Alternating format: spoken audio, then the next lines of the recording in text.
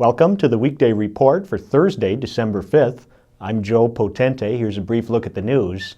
A murder preceded a day-long police standoff in Kenosha on Wednesday. Here's Janine Anderson with the story. We are outside the home where police say a man killed a woman and then refused to come out, leading to a 10-hour standoff in the 2000 block of 57th Street. The standoff ended about 3 p.m. Wednesday when the Kenosha County Tactical Response Team stormed the house and arrested the suspect. The woman was found in the basement. She had been shot dead. Police Chief John Morrissey spoke to the Kenosha News yesterday after the suspect had been taken into custody. About 5:10 this morning, we got a 911 call of a possible shooting at this address. I believe it was the brother of the suspect that called us. We had credible information to believe that a shooting really had taken place. Officers responded. The suspect was uncooperative. At 6:30, the tactical response team, SWAT team, was called out. Police have yet to release the name of the victim or the suspect, though he is in custody. District Attorney Robert Zaff said this morning the suspect is not likely to be charged today. For the Kenosha News, this is Janine Anderson. Thanks, Janine. U.S. Labor Secretary Thomas Perez visited Gateway Technical College's iMet Center in Sturtevant on Wednesday. Perez praised Gateway's programs aimed at eliminating the skills mismatch between manufacturers and potential employees. Perez spent 2 hours touring the center and touted a $23 million job development grant for Wisconsin technical colleges. New pawnbrokers and other secondhand retailers will have to abide by new laws on where they can establish businesses.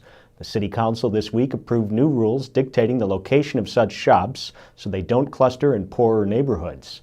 Starting on January 7th, anyone wishing to open a pawn shop will not be able to do so within 3,000 feet of an existing pawn shop. Other secondhand dealers will be required to stay at least 1,000 feet from established secondhand stores. Aldermen say the change in law will help those in poorer neighborhoods from being targeted by such shops. Members of Beth Hillel Temple in Kenosha celebrated the end of Hanukkah with a service and dinner on Wednesday evening. Menorah lightings and traditional Jewish toys and games were part of the festivities. More than a dozen local artists will have their works featured as part of the 2013 Crossing Borders Artist Market and Studio Tour this weekend. The self-guided tour of 11 studios and galleries along the Wisconsin and Illinois border takes place 10 a.m. to 5 p.m. Saturday and from 11 a.m. to 4 p.m. Sunday. Several of the locations along the route include studios that are not usually open to the public.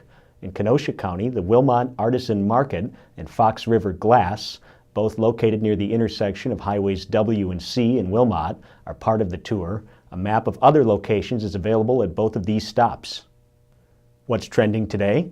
Federal officials say the HEALTHCARE.GOV website has largely overcome its initial glitches, and about 29,000 people managed to enroll in insurance plans in the first 2 days this week. How have your recent experiences with the website worked out? Tell us on our Facebook page. Up next are Brian Sharkey and Liz Snyder with some Get Out entertainment ideas.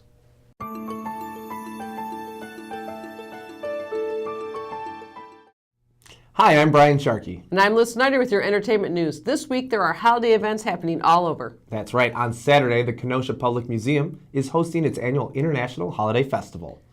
You'll find ethnic foods and gift items from 10 different cultural groups, plus craft activities for kids. That's right. And the Anderson Arts Center is hosting its annual Winter Juried Show with 91 pieces featuring a variety of different works. This exhibit runs through January 5th. Then Disney's Beauty and the Beast, which has been performed by several area theater groups recently, opens Friday night at the Racine Theater Guild. The cast includes 31 actors from age 10 to 65. The Theater Guild first did Beauty and the Beast in 2008 and said it was one of their most popular shows. I bet it was.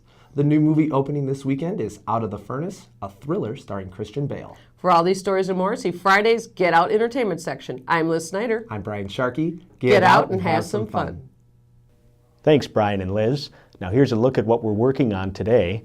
Joe Ward will have an update on the civil suit in the so-called Gluegate case, and Brian Passano has a feature on the live nativity scene at the Oakview Farm in Bristol.